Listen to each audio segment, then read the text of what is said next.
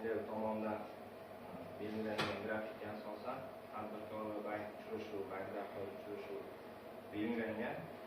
Shu munosabat bilan yig'ilish qatnashchilari bo'lgan aniq bank savollar bo'lsa erishishlar mumkin. Kimni savoli bor? Men Farg'ona o'qiyotganman. Siz fuqaroman. Siz fuqaroligiga qanaqa kreditlaringiz bor? Tushunyapman.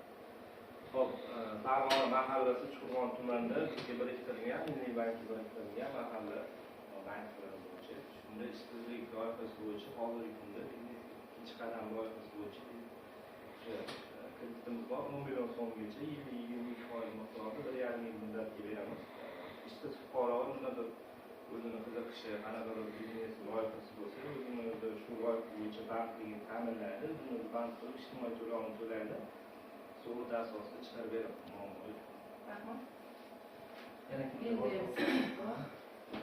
o'zimiz band qilish bo'yicha kreditlar olish qanaqa kreditlar olish mumkin? Qanday foizlar?